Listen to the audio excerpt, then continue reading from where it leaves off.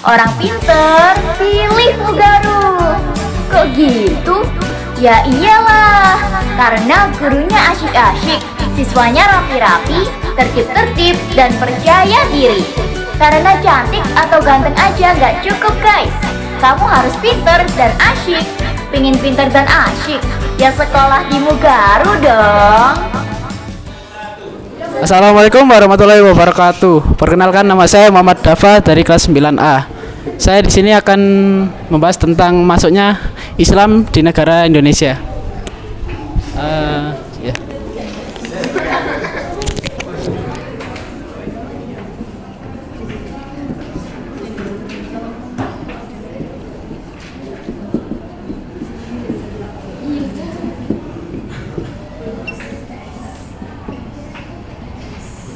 Masuknya Islam di Nusantara.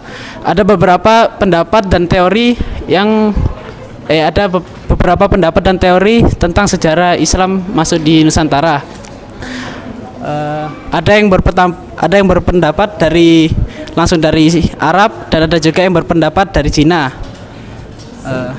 Dan ada juga yang mengatakan dari India. Dan ada beberapa teori. Yang pertama adalah teori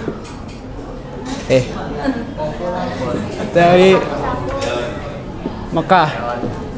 Teori ini dikemukakan oleh Hamka, yaitu Haji Abdul Malik Karim Amrullah. Ia mengatakan masuknya Islam di Indonesia langsung dari Arab. Proses ini berlangsung pada abad pertama Hijriah dan abad ke-7 Masehi. Menurutnya bangsa Arab datang di Indonesia karena dakwah Islam, bukan karena faktor perdagangan atau perekonomian. Yang kedua ada teori Gujarat. Teori Gujarat adalah teori ini masuknya Islam di Indonesia menurut teori ini melalui Gujarat. Menurut Gujarat pada 7 Hijriah dan 13 Masehi. Gujarat terletak di India bagian barat, berdekatan dengan Laut Arab. Menurutnya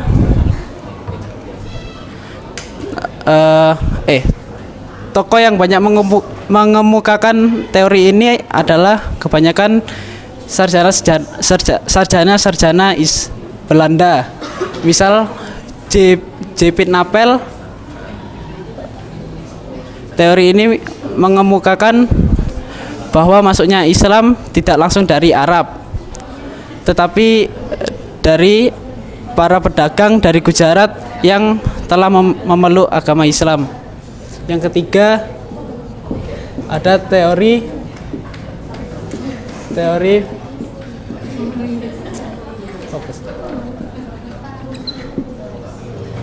Persia. Datangnya Islam ke Indonesia karena teori masuknya Islam berasal dari Persia atau Parsi, Iran. Teori ini dimotori oleh Husein Jajaningrat, sejarawan dari Banten.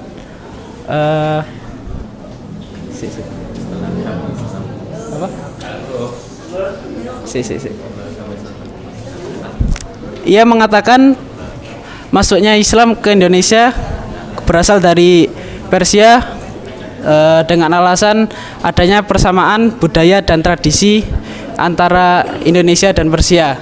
Lalu ada teori Cina.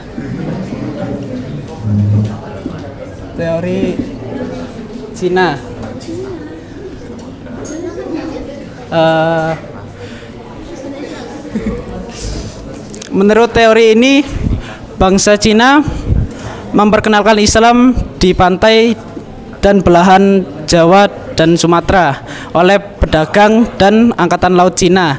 Misalnya Mahuan dan Laksamana Chinghu.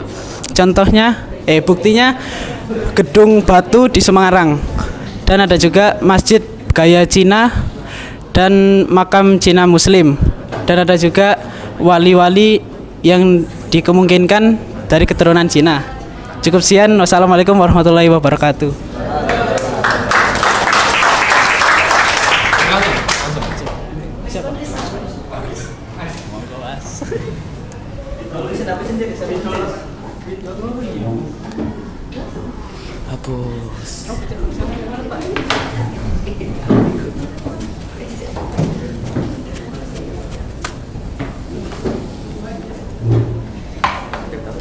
Assalamualaikum warahmatullahi wabarakatuh. Saya Parisisan Susanto akan menjelaskan tentang strategi atau cara masuk agama Islam di Nusantara.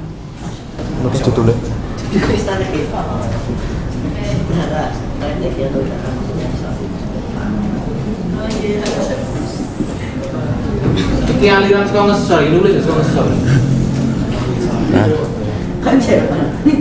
Anis banget cara masuk. Ya Islam.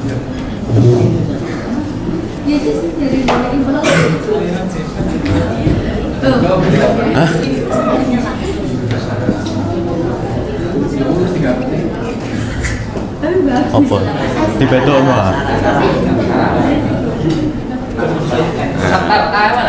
Hah? Oh ya. Pertama melalui perdagangan.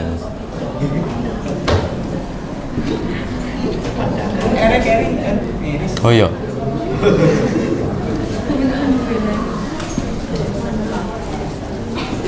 Melalui perdagangan. Diketahui bahwa agama Islam dibawa oleh saudagar-saudagar Arab yang ingin berdagang di Nusantara. Jalan yang mereka ambil adalah jalan laut dari Aden ke pesisir pantai India. Mereka harus bergantung pada arah barat angin, arah barat laut untuk meniup kapal-kapal mereka ke India, ke pesisir pantai India.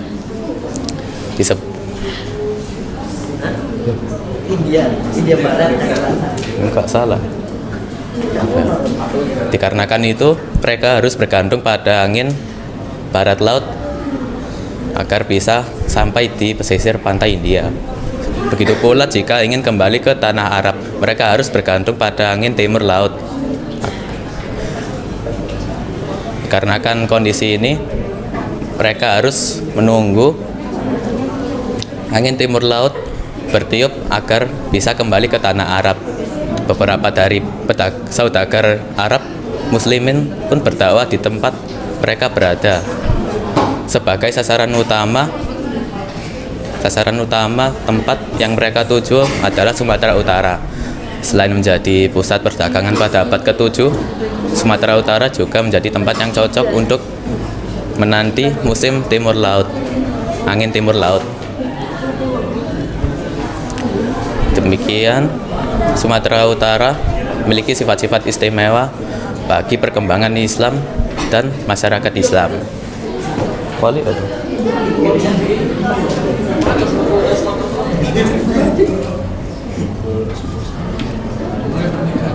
Melalui pernikahan.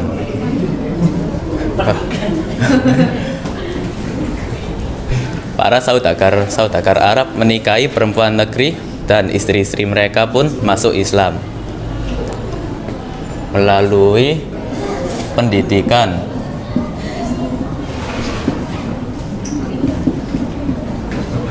Didirikannya lembaga-lembaga di surau-surau masjid serta di madrasah. Melalui hubungan sosial.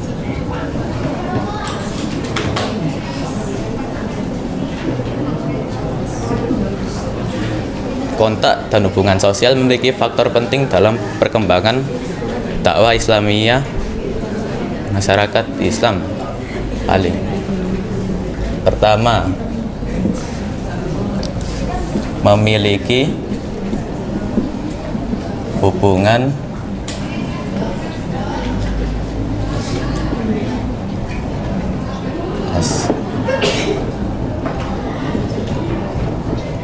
sosial yang baik di antara saudagar Arab dan pemerintah setempat.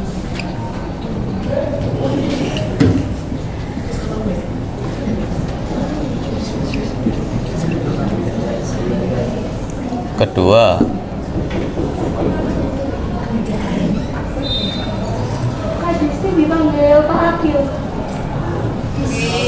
para saudagar Arab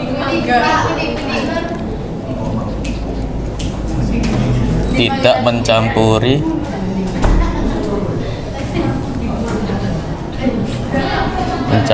masalah urusan politik.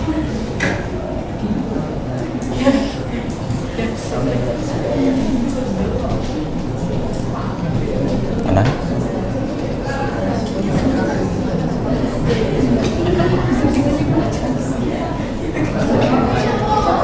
Ketiga, para saudagar Arab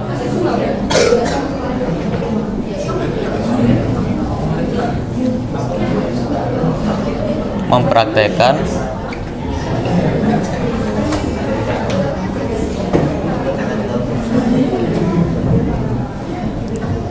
dengan diawali dirinya,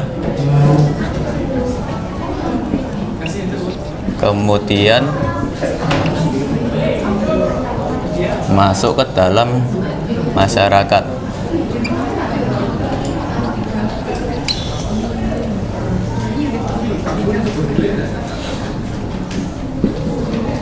Alah. Satu tadi kamu.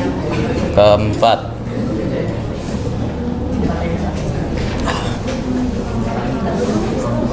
tidak ada paksaan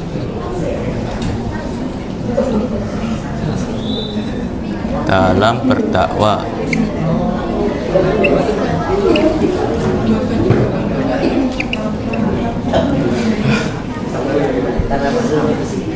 Alah, PCT. Keempat. Kelima,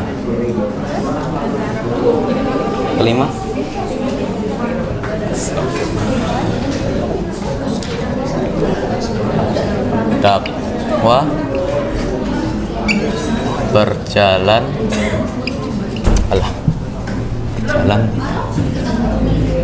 mengikuti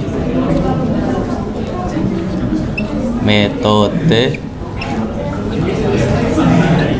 yang sudah ditentukan oleh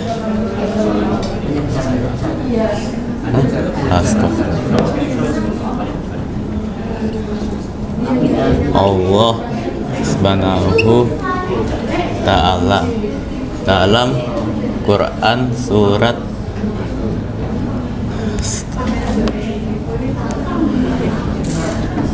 An-Nahl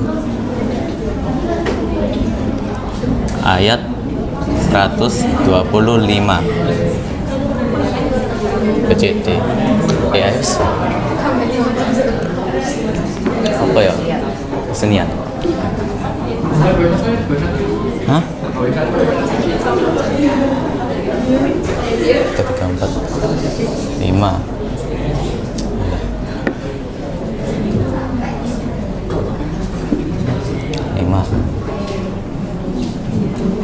Melalui kesenian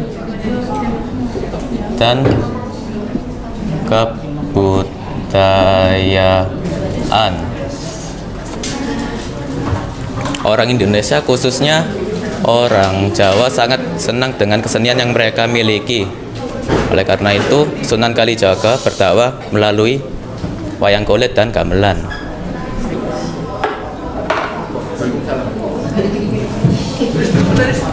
Hah? Aku tik 2, 3 kok. Ini kayak guru tenan iki ya. Kan udah dapat gelar dari Pak SPD. SPD Di pulpen. Mau tutup.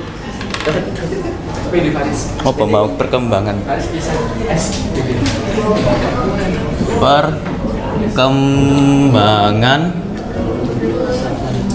Islam selanjutnya. Setelah agama Islam berkembang pesat dikarenakan saudagar-saudagar Arab, maka berdirinya beberapa kerajaan di Nusantara, antara lain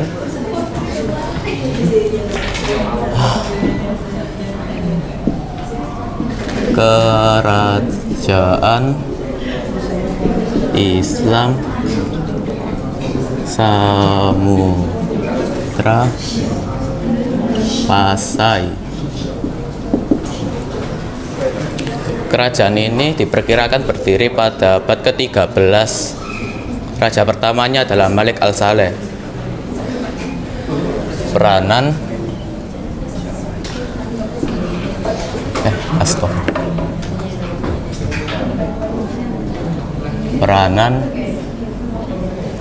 dalam perkembangan Islam di Samudra Pasai dengan mendirikan pasar studi agama, tempat berkumpulnya para ulama-ulama dari berbagai negeri Islam untuk berdiskusi masalah-masalah keagamaan dan keduniaan. 2.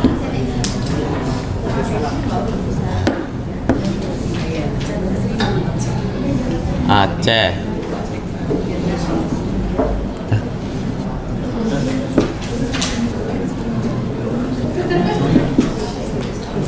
Kerajaan ini berdiri pada abad ke-15. Raja pertama dari kerajaan ini adalah Ali Muhayyad Shah. Peranan Aceh Darussalam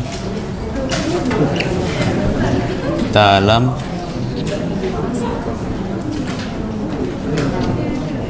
perkembangan Islam, yaitu dalam perdagangan, dikarenakan banyaknya saudagar Arab yang berdagang di sana.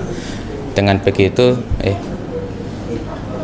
sehingga dengan mudah untuk menyebarkan agama Islam. Demak.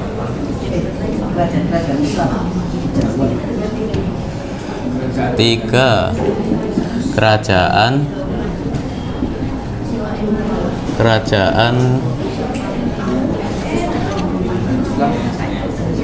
Islam di Jawa. Pertama ada Demak.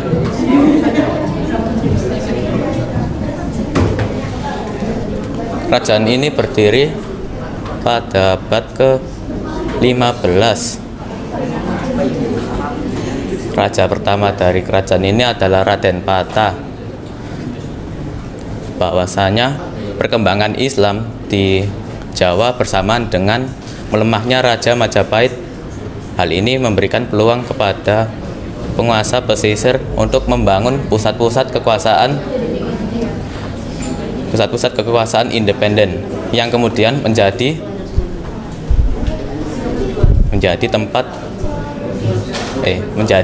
pusat perkembangan Islam. Kedua,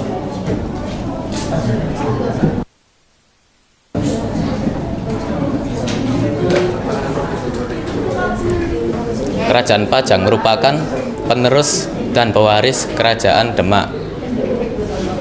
Raja pertama dari Kerajaan Pajang adalah Joko Tingkir. Setelah menjadi raja dia sangat berpengaruh pada Jawa sehingga diberi gelar Sultan Adiwijaya. Bari paca apa?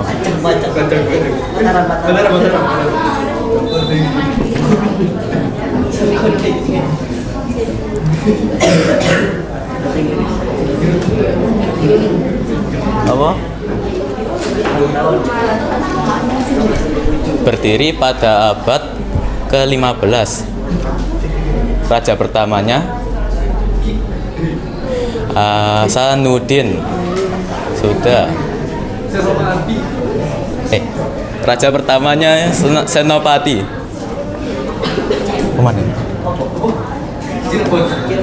ABCD.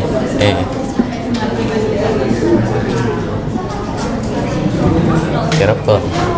Apa Cirebon? Cirebon apa? Berdiri pada abad ke-14. Raja pertamanya adalah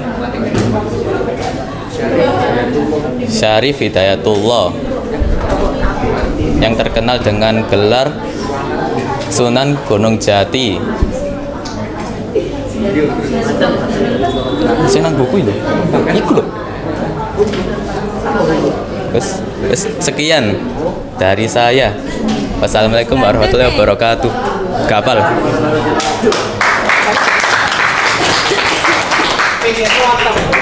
Tetap ini. Tapi ini cai. Assalamualaikum warahmatullahi wabarakatuh. Perkenalkan, nama saya Altafdi Atoila dari kelas 9A. Hari ini saya akan menjelaskan dua materi.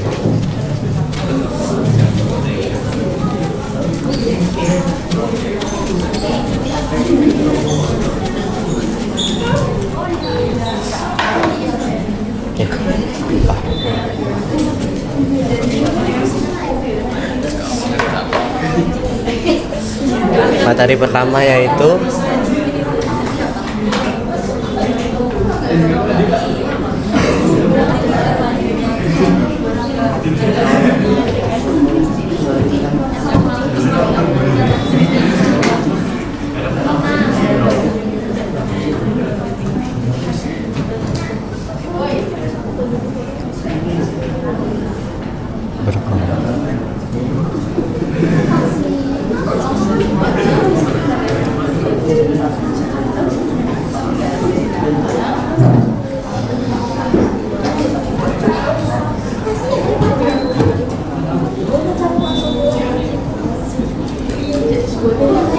materi pertama yaitu peran ulama dalam perkembangan Islam di Nusantara.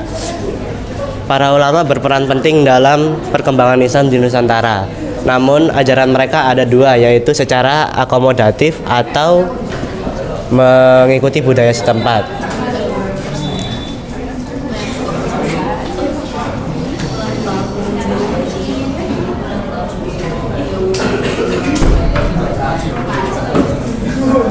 Secara akomodatif itu seperti mengikuti budaya setempat atau yang biasa disebut merakyat.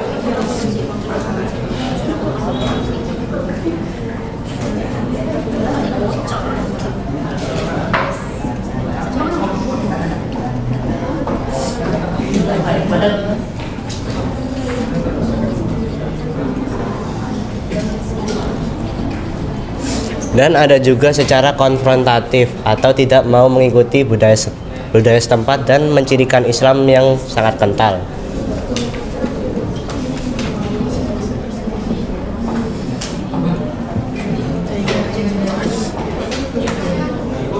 Yang mana mereka sangat mencirikan Islam sekali dan tidak ingin mencampuri dengan budaya setempat agar dapat mengenal Islam lebih dalam lagi.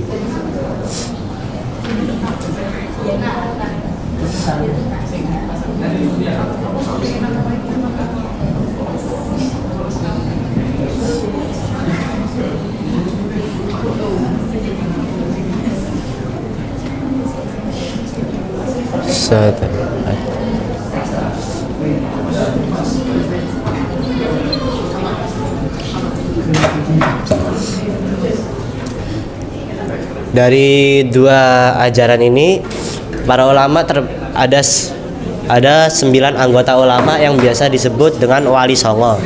Wali songo terbagi menjadi 2 daerah. Ada yang dari Sumatera.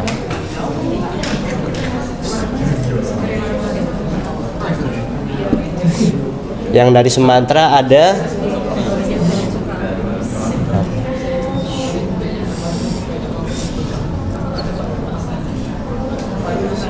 ada Syekh Muhammad Jamil Jambek.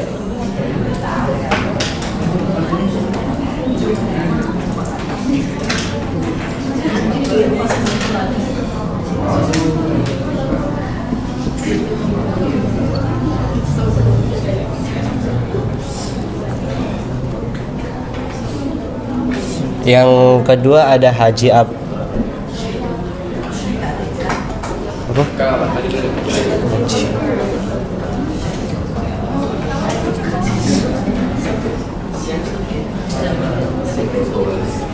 Sing apa?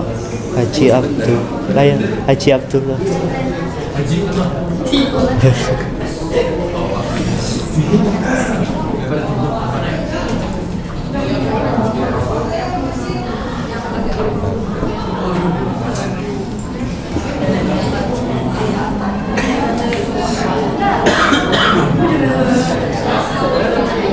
Sing Sudah ada Sumatera cuma 2. Dan ada juga yang dari Jawa, yaitu Kiai Haji Ahmad Dahlan itu sendiri.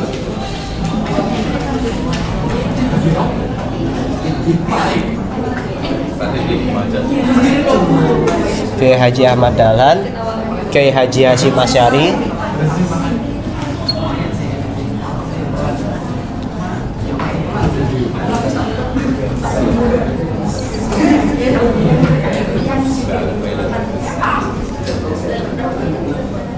terus siapa namanya?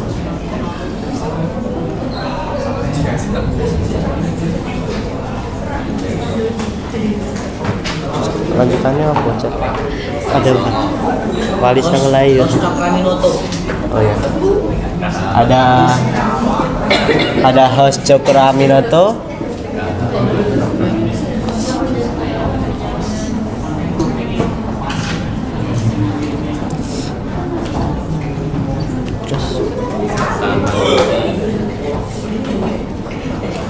Kiai Haji Saman Hudi.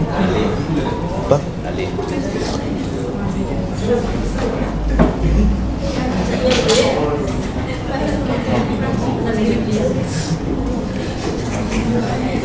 Kiai apa? Kahar Muda apa? Ya Jawa. Aku Salim. Kiai Haji Aku Salim.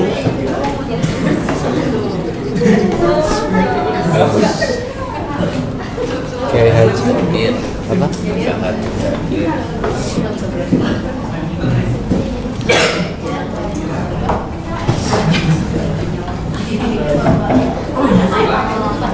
Muzak.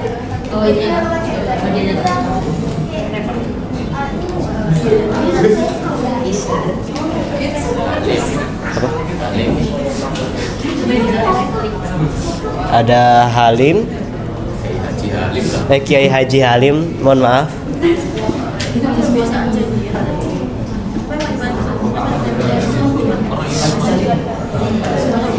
Kiai Haji. Udah. Dan itulah ke-9 wali songo yang dimana peran mereka adalah mengisi kemerdekaan pada masa penjajahan itu. Dan mereka sangat berperan penting dalam merumuskan proklamasi kemerdekaan pada tanggal 17 Agustus 1945 yang dimana pada masa itu Islam masih sangat langka untuk dicari, dan juga sangat sedikit yang menganut agama Islam pada saat itu. Dan saya akan melanjutkan ke materi kedua. Belum, masih ada satu lagi.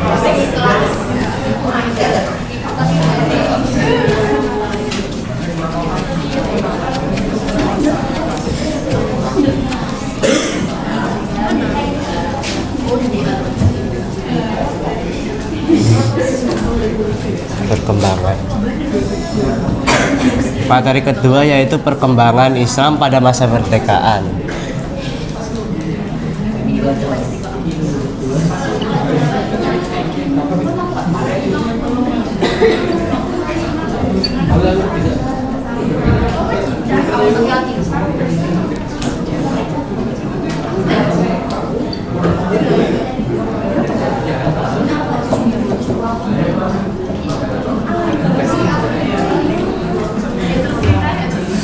Perkembangan Islam pada masa kemerdekaan yaitu umat Islam sangat berperan penting pada masa itu untuk mengisi kemerdekaan pada tanggal 17 Agustus 1945 dan setelahnya, yang dimana peran umat Islamnya itu sangatlah penting, yaitu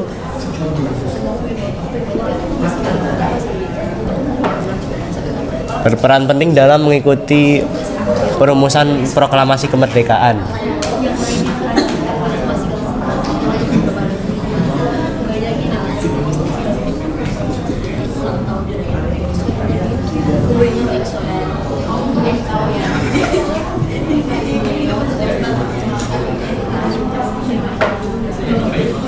Dalam merumuskan proklamasi kemerdekaan,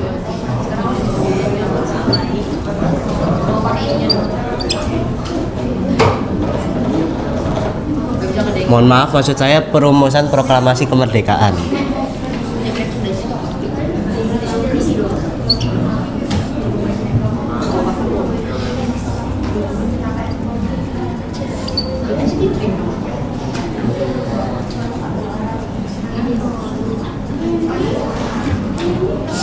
Yang kedua yaitu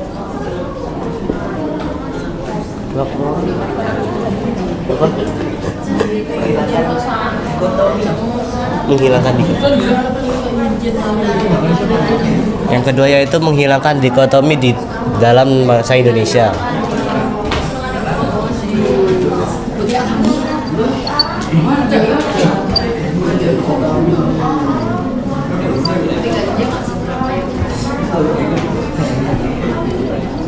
Dalam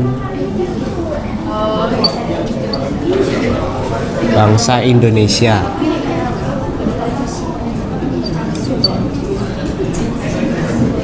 Di antaranya ada 3.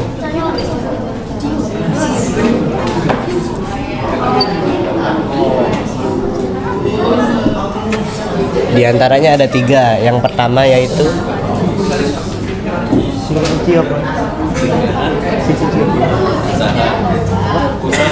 Oke. Yaitu menghilangkan dikotomi usaha mempertahankan usaha yang dikembangkan sendiri oleh bangsa Indonesia dan tidak mengikuti budaya luar. Namun dengan sedikitnya pedagang pada masa itu, usaha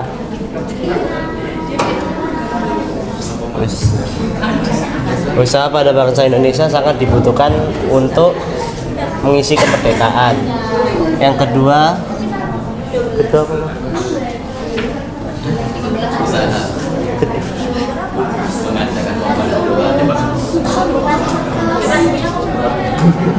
yaitu pembaruan.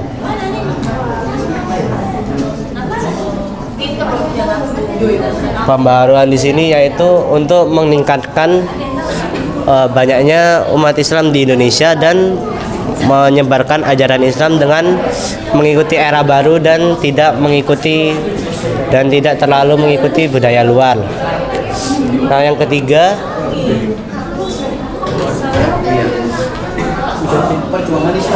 perjuangan Islam. Yang ketiga yaitu perjuangan Islam.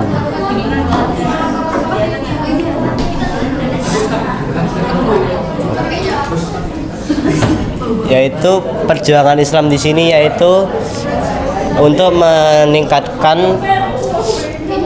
rasa loyalitas kepada bangsa ini. Meningkatkan iman kepada Yang Maha Esa dan tidak terpengaruh oleh agama lain. Lalu ikut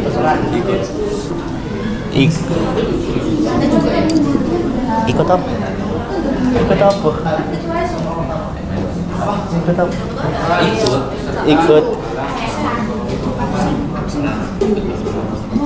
Ikut berperan serta dalam ekonomi bangsa. Ikut berperan serta dalam membangun ekonomi bangsa.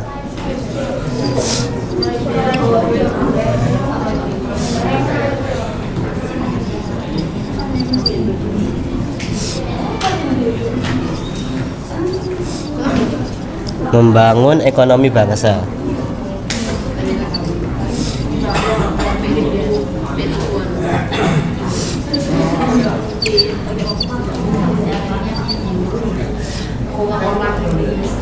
Cara umat Islam ikut berperan dalam membangun ekonomi bangsa ini yaitu dengan mengadakan bazis atau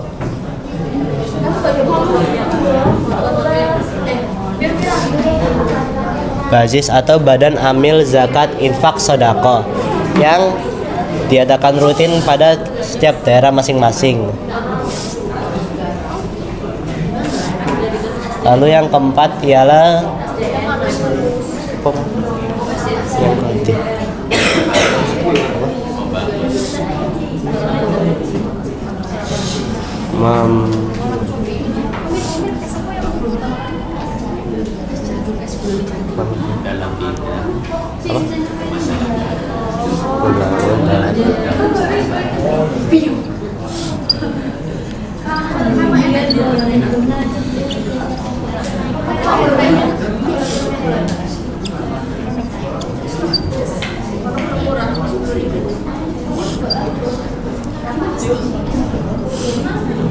Membangun dalam bidang kemasyarakatan.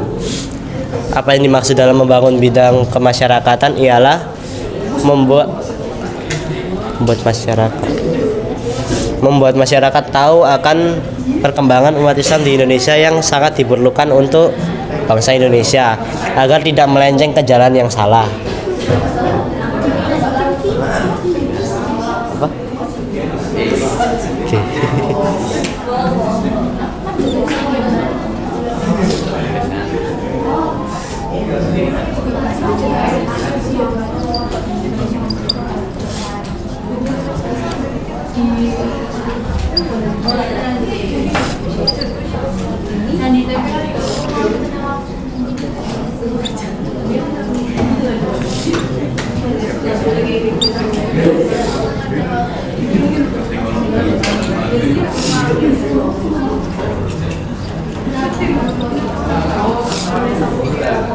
Lalu selanjutnya dengan mendirikan pondok pesantren dan madrasah yang terisi 85 yang sekarang menuju ke 85% di bangsa Indonesia.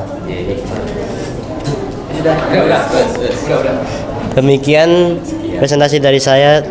Wassalamualaikum warahmatullahi wabarakatuh.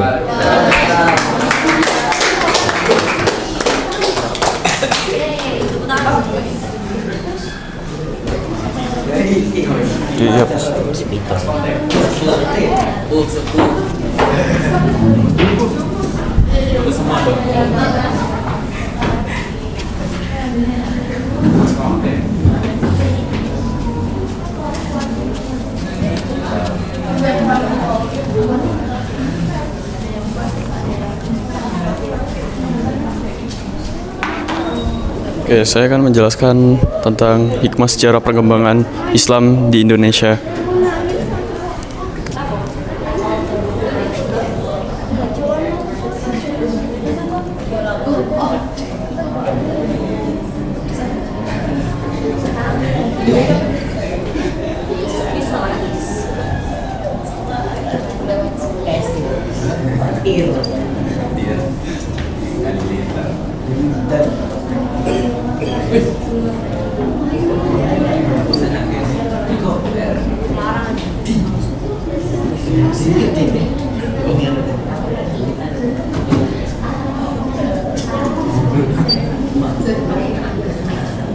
Yaitu satu,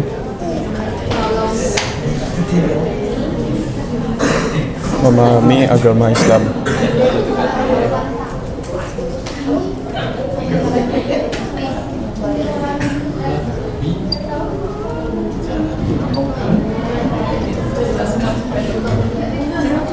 Memahami agama Islam adalah ajaran yang membawa kedamaian. Lalu yang kedua,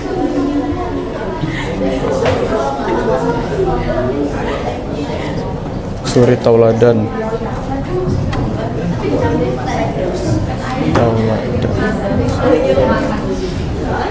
Mengambil suri tauladan bahwa para dai penyebar agama Islam menjadikan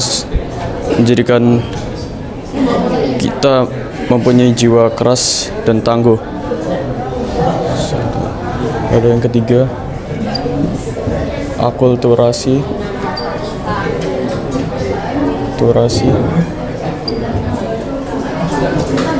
Islam. Terjadinya akulturasi budaya Islam dengan budaya setempat dengan batasan-batasan yang tidak bertentangan dengan Islam. Lalu yang keempat, kehadiran para dai Islam.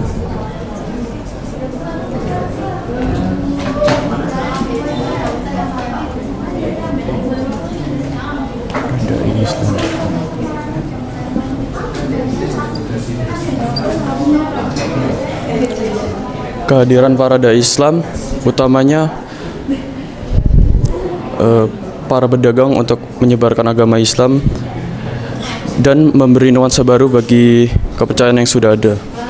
Lalu yang kelima,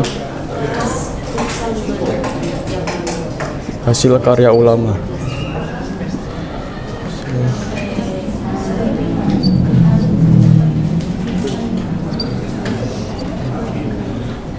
Hasil karya ulama dan dai menjadikan sumber inspirasi bagi dai berikutnya. Lalu yang keenam,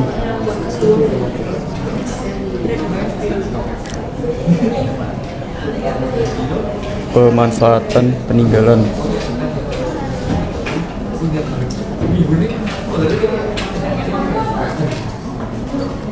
Pemanfaat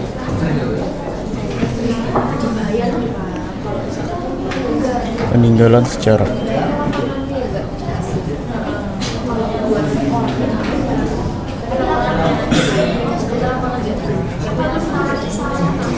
Pemanfaatan peninggalan sejarah termasuk situs-situs para ulama terdahulu sebagai media dakwah Islam. Lalu yang terakhir,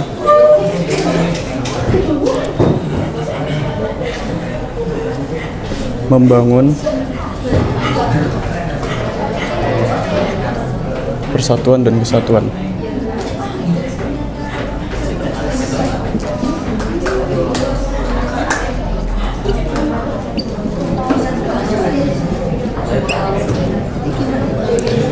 Membangun persatuan dan kesatuan umat Islam dan kerukunan antar umat beragama.